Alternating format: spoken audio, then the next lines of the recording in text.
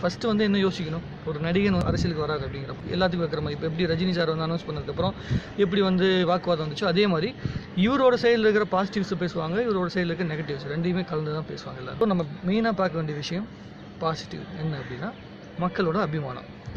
தமிழ்நாட்டில் வந்து பார்த்திங்கன்னா ரஜினி சாருக்கு அப்புறம் மிகப்பெரிய ஃபேன் பேஸ் இருக்கிற ஆக்டரில் வந்து பார்த்திங்கன்னா விஜய் சார், அஜித் சார் இருக்காங்க. அஜித் சாருக்கு வந்து பார்த்திங்கன்னா அரசியல் ரீதியாக எந்த வித எதிர்பார்ப்பு இல்லை, அரசியல் ரீதியாக எந்த ஒரு ஆசைகளும் அப்படிலாம் கிடையாது. அவரோட வேலையை அவர் ஒழுங்காக பார்த்துட்ருக்காரு. ஸோ இப்போ விஜய் சாருக்கு வந்து பார்த்திங்கன்னா பல இடங்களில் சொல்லியிருக்காரு, அதாவது தலைவா படத்துக்கு முன்னாடி சொல்லியிருக்காரு. அந்த டைமில் சொல்லும்போது என்ன சொல்லியிருக்காருன்னா, இப்போதைக்கு வந்து பார்த்திங்கன்னா தேவையில்லை, ஆனால் எதிர்காலத்தில் வந்து தேவைப்பட்டால் ஒரு இடத்துல இருந்து தான் நம்ம செய்ய வேண்டிய கட்டாயம் நமக்கு வந்துச்சு அப்படின்னா அதை செய்ய வேண்டிய அந்த பவர் இருந்தால் தான் அதை பண்ண முடியுங்கிற ஒரு கட்டாயம் வந்துச்சுன்னா அதுக்கு உண்டான வேலையை நம்ம செய்யணும் அப்படிங்கிற மாதிரி. அவருக்கு வந்து எடுத்தோடனே சிஎம் ஆகணும் அப்படிங்கிற அந்த ஆசைகள் அப்படி ஒரு தாட்டில் இருக்கிறதில்ல. இப்போ ஒரு எம்எல்ஏ வந்தால் தான் அந்த வேலையை செய்ய முடியும், ஒரு மந்திரியாக இருந்தால் தான் அந்த வேலையை செய்ய முடியும் அப்படின்னா அந்த பவருக்காக வச்சு வேலை செய்யணும். அட்லீஸ்ட் ஒரு எம்எல்ஏவாக இருக்கணும், ஒரு 10 எம்எல்ஏக்கள் சேர்ந்து ஒரு கூட்டமாக இருக்கணும். அப்போ தான் இவங்க நினைக்கிறத மக்களுக்கும் போய் ஒழுங்காக போய் செலுத்த முடியும். வெறும் வந்து பார்த்திங்கன்னா வெறும் நடிகனாக மட்டுமே எல்லாத்தையும் சொல்ல முடியாது, செய்ய முடியும் சில விஷயங்களை. அதனால் இந்த மாதிரி ஒரு பொசிஷனில் போய் உட்காந்துட்டு அதுக்கப்புறம் பண்ணுனா வந்து மக்கள் மத்தியில் கொண்டு போய் சேர்த்த முடியும். தன்னாலான ஒரு சின்ன உதவியை வந்து மக்கள் மத்தியில் போய் சேர முடியும். தன்னுடைய ஃபேமு, மக்களுடைய அபிமானம் இது வந்து பார்த்திங்கன்னா ஒரு நல்ல விஷயத்தை உபயோகப்படுது அப்படின்னா அந்த விஷயத்தை செயல்படணும்னு சொல்லி விஜய் சார் வந்து ஆசைப்பட்டு நிறைய இடங்களில் சொல்லியிருந்தார். அதுக்கப்புறம் அதை வந்து இப்போ இம்ப்ளிமெண்ட்டும் பண்ண முயற்சி பண்ணுறாரு. சரி, இதில் இருக்கிற வந்து பாசிட்டிவ்ஸ் என்ன, அதுக்கு சொல்லியாச்சு, அபிமானம் வந்து பாசிட்டிவ். நெகட்டிவான விஷயம் என்ன அப்படின்னு சொல்லி பார்த்தீங்க அப்படின்னா ஒரே ஒரு விஷயம் தான் நெகட்டிவ். இப்போ விஜய் சாரும் ரஜினி சாரும் சரி, ரெண்டு பேருமே வந்து பார்த்திங்கன்னா ஒரு நடிகனாக உள்ளே வந்திருக்காங்க. அதே மாதிரி வந்து இப்போ தமிழ் தேசியம் பேசுகிறவங்க வந்து என்ன பிரித்து பேசிகிட்டு இருக்காங்க, இப்போ கமெண்ட்டில் பேசுகிறாங்கன்னா ரஜினி அவர்களுக்கு வந்து விஜய் அவர்கள் பரவாயில்ல அப்படின்னு சொல்லிட்டு இந்த கம்பேரிசன் வர ஆரம்பிச்சிச்சு. ஏன் அப்படின்னா அந்த வார்த்தை தமிழன் அப்படிங்கிற வார்த்தை, அந்த தமிழன் அப்படிங்கிற வார்த்தைக்கு உண்டான அர்த்தத்தை நம்ம ஆல்ரெடி பேசிட்டோம். ஆனால் ஒரே ஒரு விஷயம் சொல்கிறேன், விஜய் சார் தனித்து வந்தால் என்னென்னா அவருக்குன்னு இருக்கிற அந்த ஓட் பர்சன்டேஜ் ஒரு 10% இருக்குன்னு ஒரு எக்ஸாம்பிள் வச்சுக்கிட்டோம்னா அந்த 10% எந்தவித பாதிப்பும் வராது. அதாவது அவராகவே நீங்கள் இருக்க விட்டீங்கன்னா, அதாவது விஜய் அப்படிங்கிறவர் வந்து பார்த்திங்கன்னா பொதுவான ஒரு ஆள்.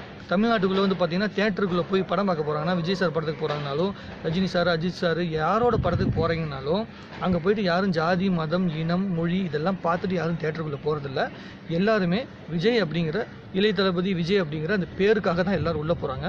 அந்த பேருக்கு உண்டான மரியாதை இருக்குது, அந்த பேருக்கு கஷ்டப்பட்ட ஒரு 25 வருஷத்துக்கு உண்டான உழைப்பு இருக்குது. அந்த உழைப்பை மதிக்கிறது தமிழ்நாட்டுக்குள்ளே இருக்கிற, தமிழ்நாட்டில் வசிக்கிற எல்லாருமே தான். ஸோ என்னென்னா அவர் மேலே இந்த ஸ்டாம்பை புகுத்தாதீங்க. ரசிகர்களாக இருக்கட்டும், அதே மாதிரி வந்து அவரை ஃபாலோ பண்ணுறவங்களா இருக்கட்டும், விஜய் சாரை பிடிச்சவங்களா இருக்கட்டும், எல்லாத்திட்டையும் என்ன சொல்கிறேன்னா இந்த ஸ்டாம்ப் அவர் மேலே ஒட்டிடாதீங்க. ஒட்டிட்டிங்கன்னா அதை வச்சு அரசியல் பண்ணுவதற்கு ஏகப்பட்ட பேர் தமிழ்நாட்டில் இருக்காங்க. ஒன்ஸ் விஜய் சார் வந்து தமிழ்நாட்டை தமிழன் ஆளணும், விஜய் வந்து தமிழன் அப்படிங்கிற ஒரு வார்த்தையை மட்டுமே நீங்கள் வச்சு நீங்கள் வந்து விஜய் சாரை வந்து நீங்கள் புகுத்திட்டு மற்ற ரசிகர்கள் இருக்காங்கன்னு வச்சுங்களேன். இப்போ வந்து ஏகப்பட்ட பேர் வந்து விஜய் சாருக்கு வந்து பெண்கள் ரசிகர்கள் இருக்காங்க, இளைஞர்கள் இருக்காங்க, எல்லாமே இருக்காங்க. யாருமே வந்து பார்த்திங்கன்னா விஜய் சாரை வந்து தனி மனுஷனாக பார்க்கல, எல்லாரும் அண்ணனாக பார்க்கல. விஜய் சார் வந்து பார்த்திங்கன்னா எல்லாருமே வந்து பார்த்திங்கன்னா ஜாதி, மதம், இனம், மொழி இது எல்லாத்தையும் மீறி தன்னோட குடும்பத்தில் உறுப்பினராக எல்லாருமே பார்க்குறாங்க. அப்படிப்பட்ட ஒருத்தரை வந்து பார்த்திங்கன்னா நீங்கள் ஒரு சாயம் பூசிட்டீங்கன்னா, ரசிகர்கள்கிட்ட சொல்கிறேன் மெயினாக, ஏன்னா இந்த ஒரு விஷயம் கைக்கு வந்துருச்சு அப்படின்னா உங்கள்கிட்ட வந்து பார்த்திங்கன்னா மிகப்பெரிய ஒரு பவர் கிடைச்சிருக்கு. அந்த பவரை மிஸ்யூஸ் பண்ணி விஜய் சார் பேரை கெடுத்துறாதீங்க. பொறுமையாக நிதானமாக செயல்பட வேண்டிய விஷயம். ஏன்னா இப்போது தமிழ்நாட்டை ஒரு குண்டூசி போட்டால் கூட பூகம்பம் மாதிரி வெடிக்குது அரசியலில். ஸோ அந்த விஷயத்தை வச்சு சின்ன மிஸ்டேக் சார் உள்ளே வராரு அப்படிங்கன்னா உடனே உடச்சி தெரிஞ்சுட்டு ரொம்ப பெருசாக பேசிடாதீங்க. வாழ்த்துக்கள் சொல்லுங்கள். இந்த வாழ்த்துக்கள் மூலம் கண்டிப்பாக அவர் மேலே வச்சுருக்க மரியாதையில் அவரை வந்து ஃபாலோ பண்ணுற, அவரை ரசிக்கிற எல்லாருமே அந்த கிட்டத்தட்ட அதில் ஒரு 90% ஓட்டாக மாறத்துக்கு உண்டான வாய்ப்பு இருக்குது.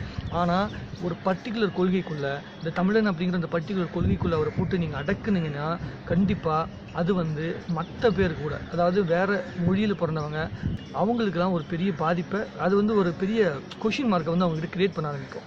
இவரும் மற்றவங்க மாதிரி தானா, இந்த கட்சி மாதிரி தானா, அந்த கட்சி மாதிரி தானா அப்படிங்கிற ஒரு தாட் வர ஆரம்பிச்சிடும். அதை வந்து நம்ம வந்து எப்பயுமே வந்து யாருக்கும் கொடுக்கக்கூடாது. ஏன்னா விஜய் சார் வந்து கட்சி வந்து மாற்றலை, அதே மாதிரி கொள்கையை சொல்லலை. அவரோட கொள்கையை வந்து மேக்ஸிமம் நம்ம பார்த்த வரைக்கும் ஒரு படத்தில் இம்ப்ளிமெண்ட் பண்ண விஷயம், நிஜ வாழ்க்கையில் பேசுகிற விஷயங்களை வச்சு பார்க்கும்பொழுது விவசாயிங்களுக்கு வந்து ஒரு பெரிய வாழ்க்கை வரணும், அவங்க கஷ்டப்படக்கூடாது அப்படிங்கிற விஷயத்தை அவர் வந்து புகுத்திட்டு இருக்காரு. அதே மாதிரி சாதாரண மக்கள் வாழ்க்கையில் வந்து ஓரளவுக்காச்சும் அவங்க வந்து ஸ்டெபிலைஸாக இருக்கணும், அவங்களோட வாழ்க்கையை வந்து கஷ்டப்படக்கூடாது. வறுமை மேலேயும் விவசாயம் மேலேயும் வந்து பார்த்திங்கன்னா அவருக்கு வந்து மிகப்பெரிய பார்வை இருக்குது.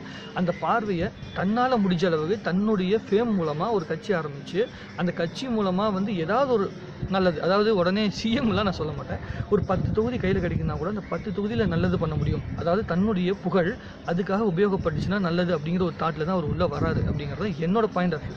அதை நம்ம கெடுக்கக்கூடாது, அதை கரெக்டாக போய் செலுத்தணும். அதே மாதிரி இப்போ விஜய் சார் உள்ளே வந்துட்டார், ஒரு எக்ஸாம்பிளுக்கு சொல்கிறேன், உள்ளே வந்துட்டார் அப்படிங்கிறப்போ அப்போ அந்த அஜித் சார் ஃபேன்ஸ் எல்லாமே வந்து பார்த்திங்கன்னா அந்த ஃபேன்ஸ் ஃபாலோயிங் அப்படிங்கிற விஷயத்தை விட்டுட்டு கொள்கை அப்படிங்கிற விளக்கத்துக்குள்ளே வாங்க. ஏன்னா இவரோட படம் வந்தாலே எதிர்த்து பேசணும் அப்படிங்கிறதுக்காகவே வந்து நம்ம பேசிகிட்டு இருக்கோம்ல இந்த நேரத்தில். அதெல்லாம் இல்லாமல் பொதுவாக ஒரு விஜய் அப்படிங்கிற மனுஷன் தான் உள்ள வர போகிறாங்க. விஜய் அப்படிங்கிற வந்து ஒரு நடிகன் வந்து கண்டிப்பாக அரசியலுக்குள்ளே வரப்போகிறதில்ல.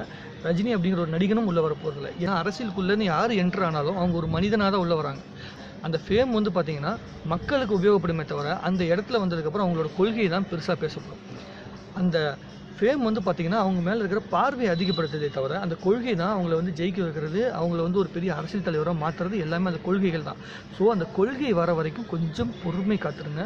அவசரப்பட்டு அவருடைய ஃபேமையும் அவரோட பேரையும் குறுகிய வட்டத்துக்குள்ளே அடிக்க முயற்சி பண்ணிட்டாதீங்க. அது ரொம்ப ரொம்ப ஆபத்தான விஷயமா போகுது. விஜய் சாருக்கு அரசியலுக்குள்ளே வந்ததுக்கு அப்புறமேட்டு அது ஒரு பெரிய பாதிப்பு ஏற்படுத்திடும். தயவு செஞ்சு அந்த தமிழ் தேசியம் பேசுகிற ஒரு அரசியல்வாதியாக விஜயை வந்து மோல்டு பண்ணிடாதீங்க. ஃபேன்ஸ் கிட்ட கேட்டுக்கிறேன், மற்றவங்க எப்படி வேணால் மோல்டு பண்ணுவாங்க, மற்றவங்க எப்படி வேணால் அதை பற்றி பேசுவாங்க, அதை பற்றி நம்ம கவலை கிடையாது. ஆனால் ரசிகர்கள் தயவு செஞ்சு அதை மாதிரி ஒரு விஷயத்தில் விஜய் சார் மாற்றி அவரோட ஃபேன்ஸையே உடைக்க ஆரம்பிச்சிடாதீங்க. அந்த ஃபேன்ஸ் ஃபாலோவிங்கை உடைச்சி அவரோட ஓட் பர்சன்டேஜ் வந்து பிரிச்சிடாதீங்க. எல்லாருமே விஜய் சாரை ஒரு நல்ல மனுஷனாக பார்க்குறாங்க. அந்த மனிதத்தன்மையை வச்சு தான் அவர் அரசியல் பண்ணுங்கிற ஒரு தாட்டோடு தான் உள்ளே வந்திருக்காரு. அதை பண்ண விடுங்க. ஸோ வாழ்த்துக்கள் சொல்லிடலாம், யாராக இருந்தாலும் வாழ்த்துக்கள் சொல்லிடலாம். ஆனால் என்ன பண்ணுவார், அவருக்கு என்ன தகுதி இருக்குது, பேச்சு திறமை இருக்கா, இதை பண்ண முடியுமா, நிர்வாக திறமை இருக்கா, இதெல்லாம் வந்து செயல்படுறப்ப தான் தெரியும். முதல்ல கட்சி கொள்கையை வந்ததுக்கப்புறம் தான் தெரியும். அந்த கொள்கையை பார்த்துட்டு அவர் எந்த பாயிண்ட் ஆஃப் வியூ வந்து அரசியல் பண்ண போகிறாரு அப்படிங்கிற விஷயத்தை பார்த்துட்டு நம்ம தெளிவாக பேசுவோம். ஆக மொத்தத்தில் விஜய் சார் வந்து அரசியலுக்கு வர்றது ரொம்ப நல்ல விஷயம் தான். ஏன்னா எல்லாரும் உள்ளே வரணும். ஏன்னா மற்றவங்க இப்போ வந்து பார்த்திங்கன்னா நிறைய பேர் வந்து கிட்டத்தட்ட 20 வருஷத்துக்கு மேலே நம்ம வந்து அப்படியே ஆட்சி பண்ண விட்டு பாட்டுக்கு நம்ம வேலையை பார்த்துட்டு அப்படியே இருந்துட்டோம். அப்படி இல்லாமல் இப்போ நிறைய பேர் வந்து பார்த்திங்கன்னா நாட்டில் வந்து பொறுப்பெடுத்துக்கிறதுக்கு அவங்களும் இறங்கி வராங்க. பெரிய பெரிய ஆளுங்களும் சரி, ஃபேம் இருக்கவங்க எல்லாருமே இறங்கி வராங்க. அந்த விஷயம் ரொம்ப ரொம்ப சந்தோஷமான விஷயம் தான். அது பாராட்டப்பட வேண்டிய விஷயம். அதை வந்து கண்டிப்பாக பாராட்டணும். உள்ளே வரட்டும், என்ன சொல்கிறாருன்னு பார்ப்போம், கொள்கையை பார்ப்போம், அந்த கொள்கைக்காக அவர் என்ன செயல்படுறாருன்னு பார்ப்போம். அதுக்கப்புறம் நிறைய பேசுவோம்.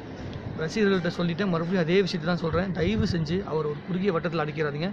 விஜய் அண்ணன் அப்படிங்கிறவர் வந்து பார்த்திங்கன்னா எல்லாருக்கும் பொதுவானவர், தமிழ்நாட்டில் இருக்க எல்லா மக்களுக்கும் பொதுவானவர். அதை வச்சு அவர் அரசியல் பண்ணணும். தமிழன் அப்படிங்கிற ஒரு வார்த்தையை வச்சு அவர் புகுத்த முயற்சி பண்ணிங்கன்னா அதை வைத்து அரசியல் பண்ணுகிற எல்லோருக்கும் அது மிகப்பெரிய விஷயமா போயிடும். கொம்பு சீவி விட்ட மாதிரி ஆயிரும். நீங்களே சீவி விட்டு அதுக்கப்புறம் நீங்களே குத்து வாங்கிக்காதீங்க. அவ்வளோ தான் சொல்ல முடியும். நன்றி, வணக்கம்.